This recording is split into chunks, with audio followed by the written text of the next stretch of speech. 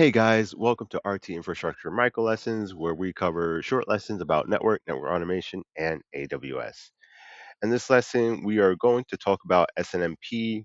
It's one of those protocols that I was setting up the other day, and I thought, hey, this would probably be a good topic to cover in our micro lessons. So, what is SNMP? Well, SNMP is a protocol, also known as Simple Network Management Protocol, and it allows network devices to communicate with a network monitoring system.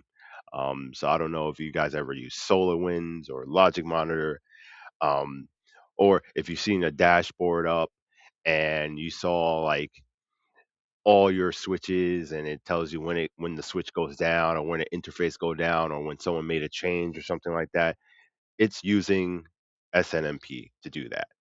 Now, there are two things you got to know about SNMP before getting into the configuration part, which is one is the polling.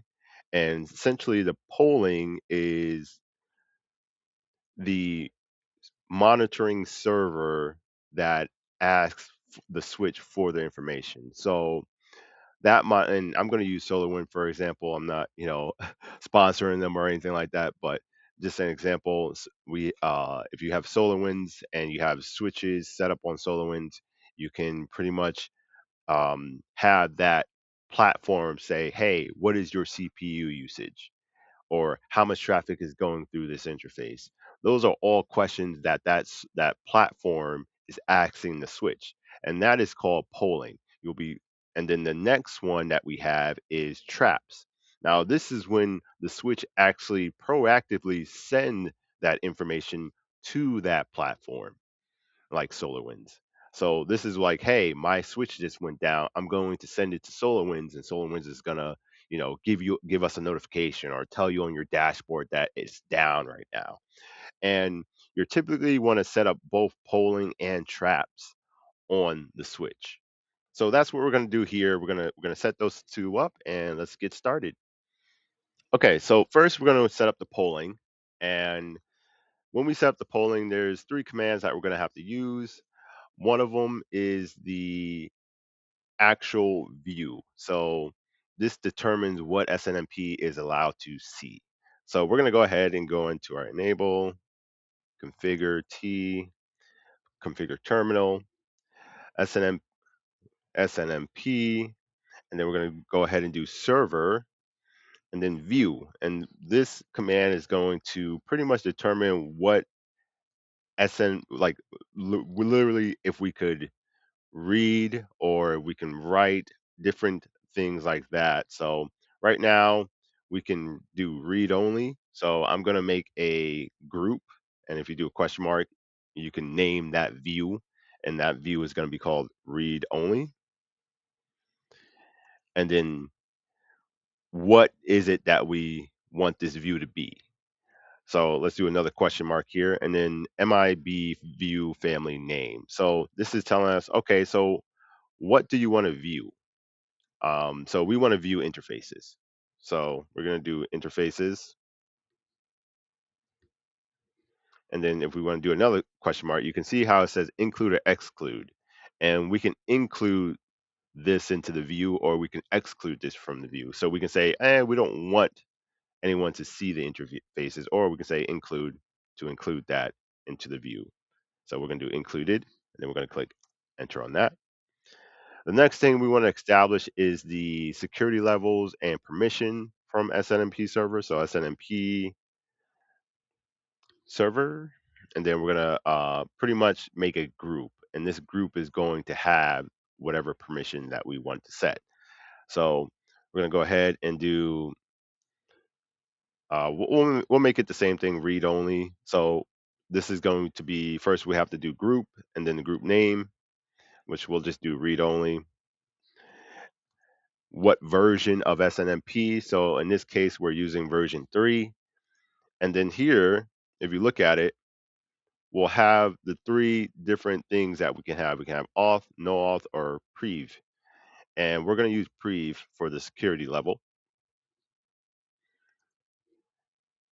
And then the permissions on what we want. So like we mentioned, read, and then we're also going to, if we do another question mark, read view name. So this is the view that we just created before, and essentially that's telling us this is what we only have read only for. So let's go ahead and do read only for the view name because that's what we specified previously. I'm sorry, put a capital R here. Okay. And then the last thing is we're going to make the SNMP user. So on that platform that we have, say SolarWinds, you have to create a user. So when that device tries to reach out and authenticates with that platform, it knows, it has the credential to do so. So we'll go ahead and do SNMP server, and then we're going to do user SolarWinds.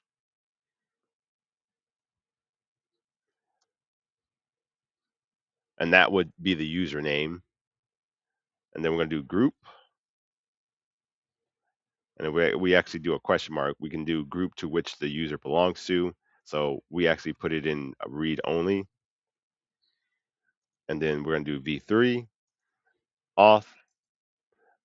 And then if we do another question mark, you can see the different authentication algorithm that we can use. For now, we'll just use SHA. And then this is when we put in the password for it. So password preview for the security. And then we do another question mark. We have a couple of authentication encryption or algorithm encryption that we can use, which we're going to use AES 256. And then if you do a question mark here, we can use the privacy password for that user. And of course, there's different levels. I'm just going to use the last one here. So we'll just do password again. And there we go. So that is setting up the polling. Now we're going to go ahead and set up the trap.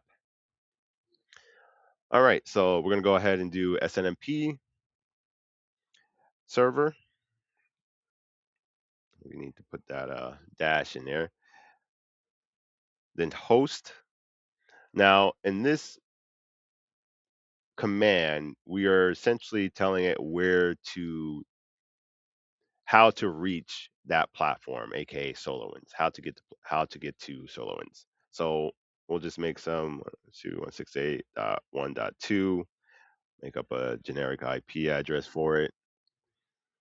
And then we're using SNMP version 3. And of course, you got to make sure on the platform that you're using, it is also using version 3. And then we're using preview. So if we do this again, you can see that we have the 3 security levels that we can choose from. And we're going to use that one, prev. And then we're going to go ahead and then type in the name of the user. And that's the user that we put up in the polling section. So we can just go ahead and use SolarWinds again. And then click enter. And then we want to, so once we know how to get there, we'll also have to enable trap. So we go ahead and do SNMP server, enable traps. This will allow us to start actually having the switch tell that platform, hey, these things are going down or whatever we put in there. And then obviously we still have to specify that, right? They don't know what to send to it. So now let's specify what exactly we want the switch to tell SolarWinds, for example.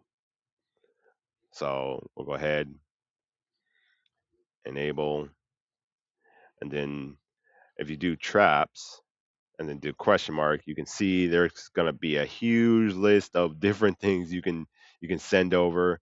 For now, we'll do VLAN delete and then click enter, and then you can just keep adding as much as you want to send to that platform. Let's see, EIGRP. Let's throw that in EIGRP. We'll throw that in there. anything error disabled. Always good to know when stuff are going in error disabled, especially when you have port security enabled. Saves you a lot of headaches and tickets coming in.